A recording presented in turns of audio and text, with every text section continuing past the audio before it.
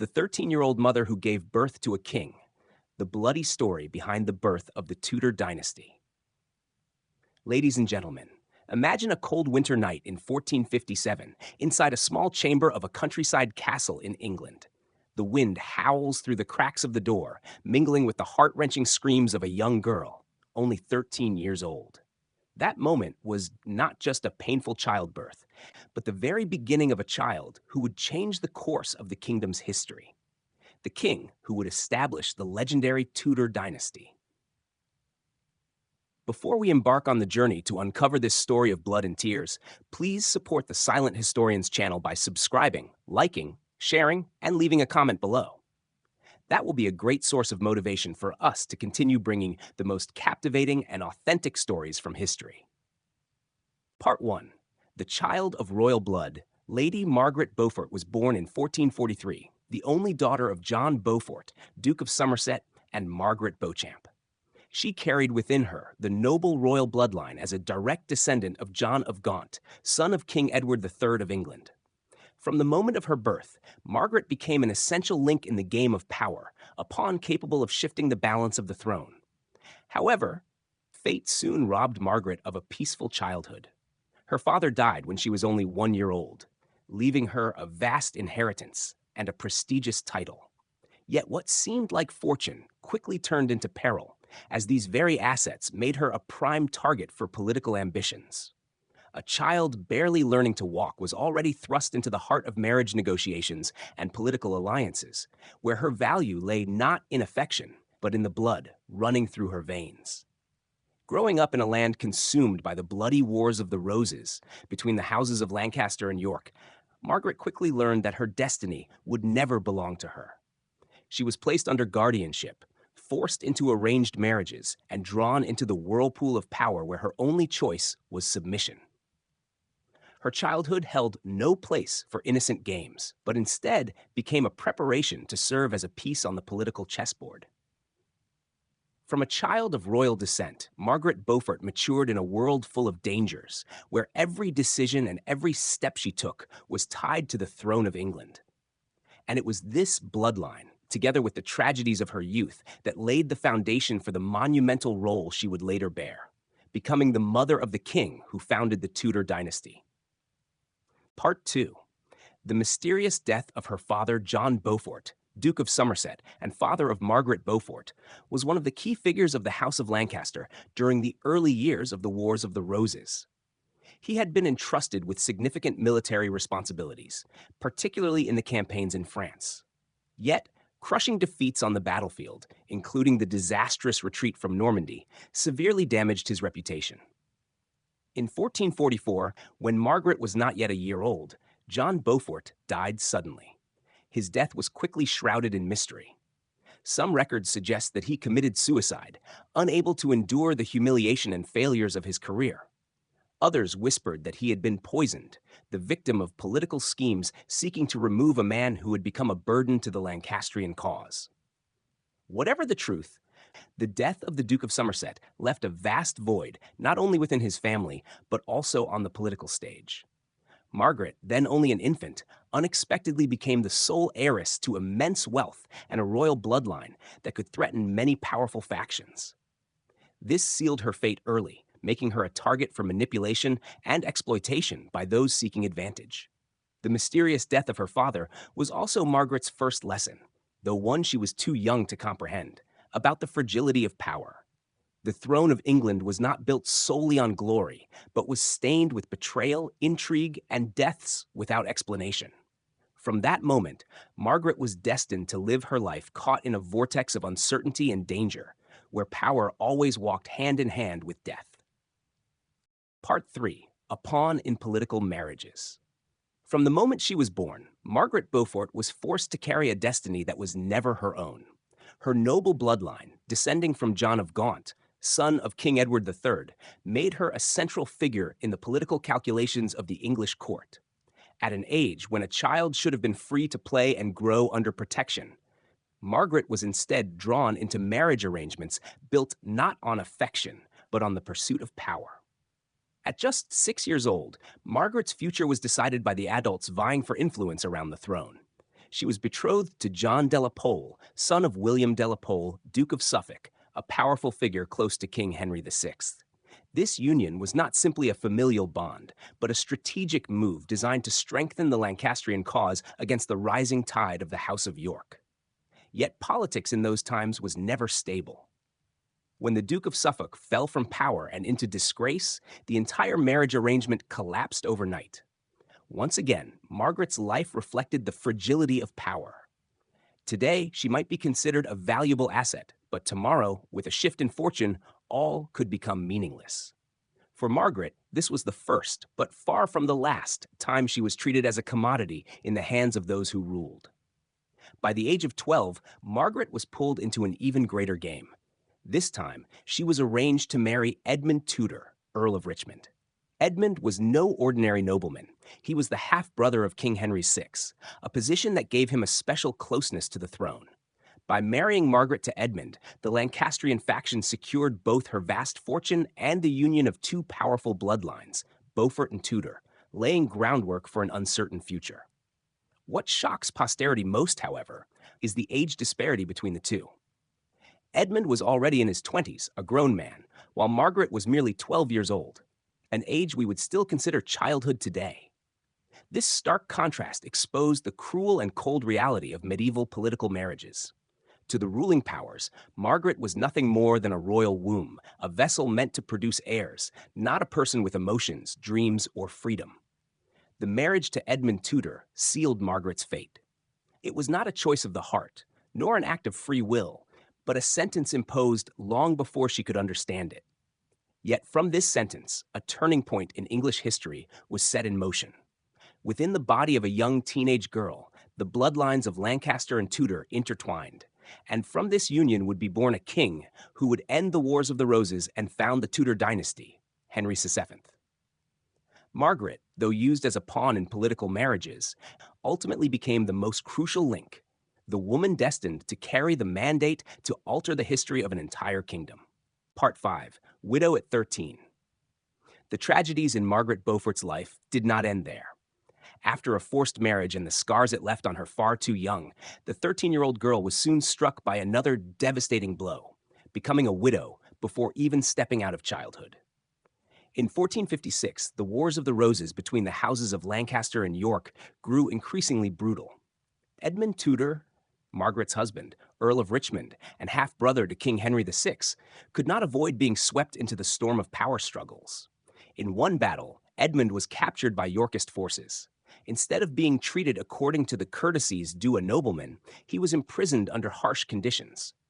Not long afterward, grim news arrived. Edmund Tudor had died in captivity, barely in his early 20s. The circumstances of his death remained clouded in mystery. Some sources claimed he succumbed to disease spreading through the prison. Yet others whispered he had been murdered, poisoned, or deliberately left to die to weaken the Lancastrian cause. Whatever the truth, for Margaret it was a devastating shock. At just 13 years old, before she could understand what love was, before her body could even recover from the trauma of her wedding night, she was forced to bear the crushing title of widow. At that moment, Margaret was carrying her first child. While many girls her age were still innocent and dreaming, she faced a grim reality, widowed, without support, left only with herself and the fragile life growing inside her. In a society where women had little autonomy, Margaret was compelled to rely on the protection of her husband's family and the few allies still loyal to Lancaster. The pain of losing her husband, combined with the burden of pregnancy at such a young age, turned Margaret into a tragic emblem of her era. People may have pitied her, but they also saw her as a piece still valuable in the political game. The unborn child in her womb, the legitimate heir of Edmund Tudor, could become a crucial card in the battle for the crown.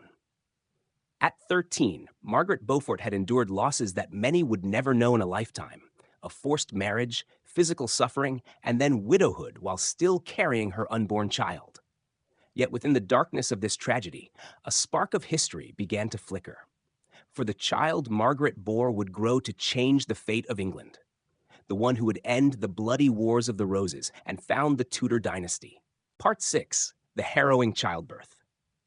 In the winter of 1457, as icy winds swept across the countryside of Pembroke in Wales, Margaret Beaufort faced the defining moment of her life. She was only 13 years old, a young widow still mourning the loss of her husband, and now confronted with a terrifying trial, bringing her first child into the world. Her frail body was wholly unprepared for motherhood. With narrow hips, a thin and delicate frame, and the crude medical knowledge of the 15th century, nothing could guarantee her safety in childbirth. That day, the small chamber of Pembroke Castle echoed with the sound of the wind outside the windows, mingled with the desperate cries and screams of a teenage girl battling unimaginable pain. Servants later recalled that the labor lasted nearly a full day. Every contraction was a battle, every cry of Margaret a struggle between life and death. The midwives stood helpless at her side. With their limited knowledge, they could only pray, soothe, and encourage her as they watched her frail body writhe in agony beyond endurance. More than once, it seemed her life might end there on the birthing bed. At last, after nearly a full day of agony, with broken breaths and a body drained of strength, Margaret delivered a baby boy. The child's first cries on that bitter winter's day belonged to Henry Tudor, Margaret's only son, and the final hope of both the Beaufort and Tudor lines. From that moment, the destiny of the fragile infant was bound to the throne of England. That childbirth left Margaret with permanent scars, both physical and emotional. She never fully recovered from the ordeal.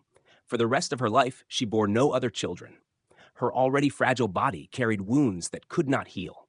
Yet from this suffering arose an extraordinary resilience, an unshakable will to protect her only son at any cost, for she understood better than anyone that Henry was not only her child, but the future of an entire dynasty. On that winter's night of 1457, in the frail cries of a young girl mother and the wails of her newborn son, English history turned a page. A fragile life, born out of sacrifice and tragedy, would one day become King Henry II, the founder of the legendary Tudor Dynasty. Part 7, A Wound That Never Healed. Though Henry Tudor had survived and cried his first breath after the harrowing childbirth, the price Margaret Beaufort paid was a lifetime of scars. Her 13-year-old body never fully recovered. Physicians and midwives of the time knew the injuries she suffered were permanent, leaving her unable to bear another child. Yet the physical pain was nothing compared to the psychological wounds that would haunt her forever. Margaret was often tormented by nightmares of that life and death night. She endured chronic insomnia, sometimes falling into panic at the sound of a child's cry, as if the terrifying memories rushed back all over again. People recounted that for many months after the birth, Margaret could not hold her baby for long. Whenever she cradled Henry in her arms, her body would tremble uncontrollably. A fear of physical touch clung to her, rooted not only in the body, but also in her mind. Tragically, what Margaret endured created an emotional distance between mother and son from the very beginning. Henry was handed to wet nurses and household staff, growing up largely apart from his mother. Though Margaret loved her child with all her heart, her inner fear prevented her from expressing it naturally. The boy grew without the warmth of his mother's embrace, while the mother lived with constant guilt for the distance she could never bridge. Adding to her suffering, the harsh feudal society of the Middle Ages denied Margaret the chance to be a mother in the truest sense. As a young widow, she was swiftly drawn back into political arrangements, treated as a pawn to be placed strategically on the board of power. Even before Henry's first birthday, Margaret was already facing new marriage negotiations, family bargains, and dynastic schemes. Thus, the relationship between Margaret and Henry was unlike any other. It was not built on daily closeness, but on a haunting bond of pain and love. For the rest of her life, Margaret dedicated herself entirely to protecting, guiding, and elevating her son to the throne, as if to repay the debt she felt she owed Henry since the day he was born. But deep within her soul, the wound never healed. She lived with it like a shadow, a constant reminder of the fragility of human life and the cruelty of power. And it was precisely this wound that transformed Margaret from a fragile girl into a woman of steel, the silent force behind some of the greatest turning points in England's history. Part 8. The Harsh Reality of Politics. From the earliest days of Henry Tudor's life, Margaret Beaufort realized that a mother's love alone was not enough to protect her son in a world full of danger and intrigue. The Wars of the Roses between Lancaster and York were ravaging England, where every step could hide a threat. Even for a woman of royal blood like Margaret, her power was extremely limited. Every decision had to be guided by survival strategy and political calculation, not by emotion. While Henry was still a child, Margaret was forced to send her son away from her embrace into exile. He was taken to Wales and later to Brittany, where Henry was raised safely but completely apart from his mother. Every farewell was accompanied by hidden pain and fear of courtly dangers. For any sign of weakness could provide an opportunity for enemies to strike at her and her only child. Margaret quickly learned how to navigate the treacherous English court. As a young widow, she was placed under strict supervision, with every action scrutinized. Rival factions constantly sought to exploit any mistake, threatening the safety of both her and the hidden heir.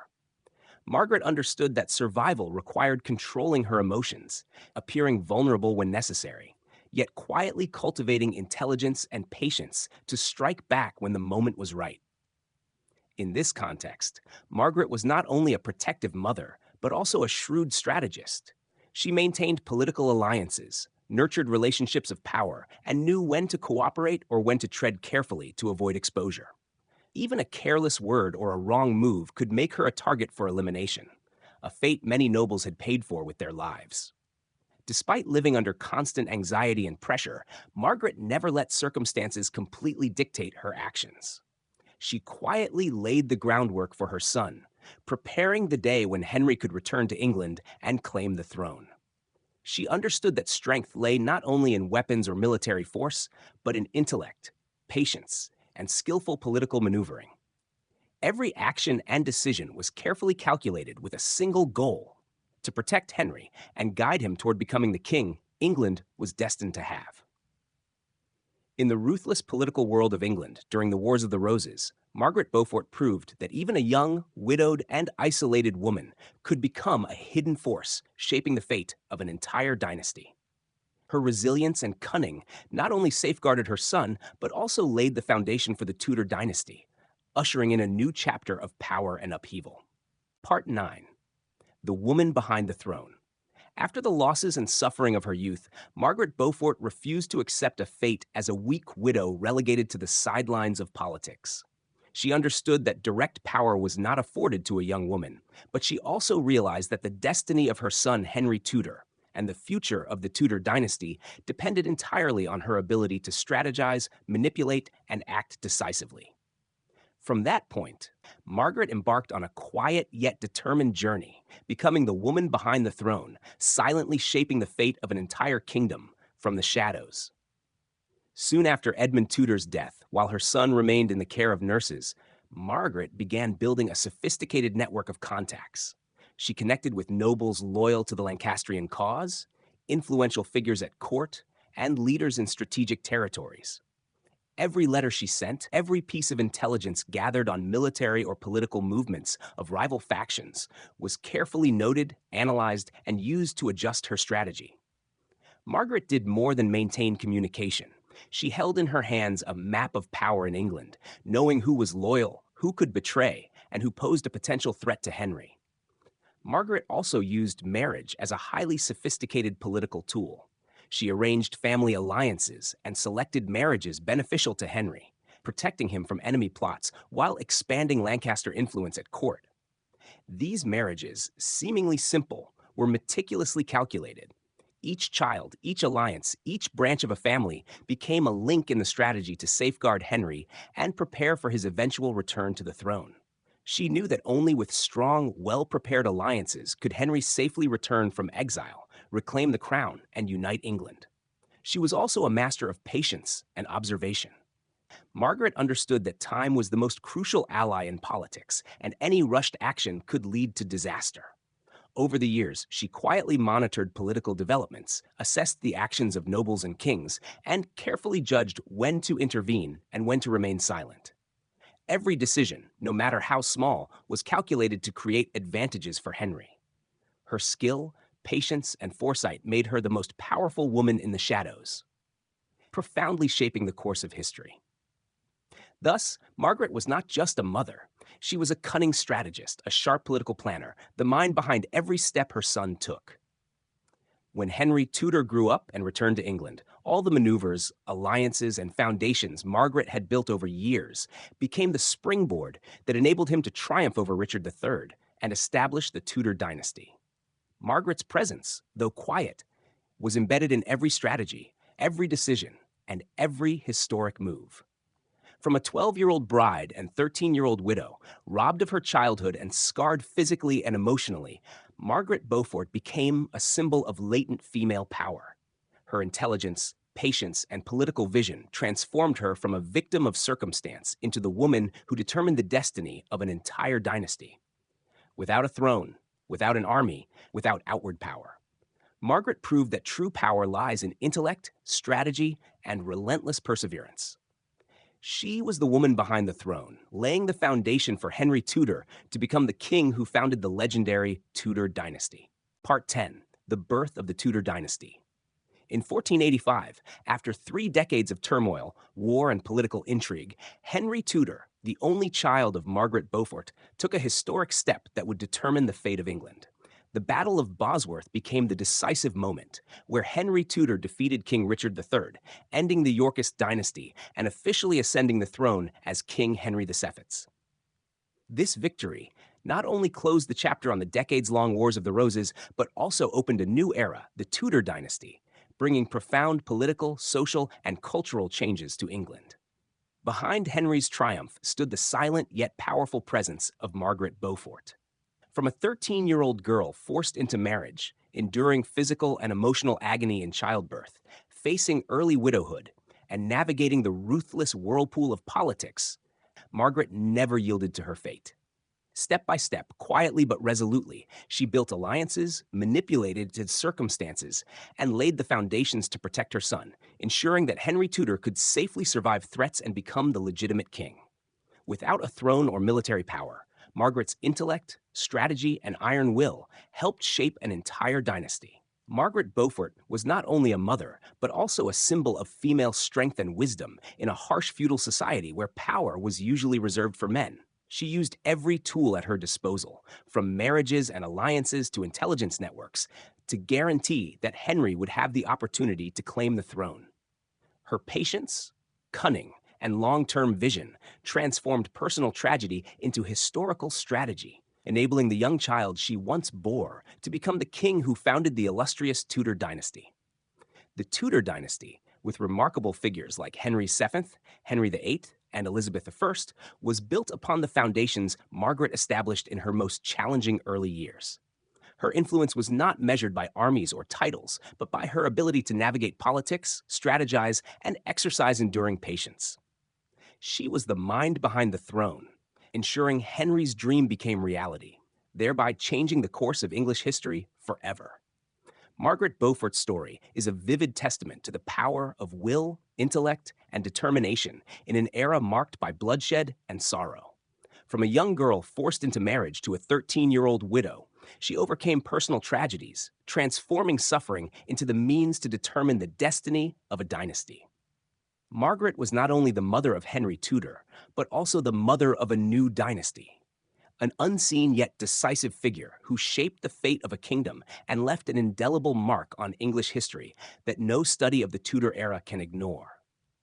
Through her quiet yet powerful actions, Margaret Beaufort demonstrated that women could change history, even in an age when power and prestige seemed reserved for men.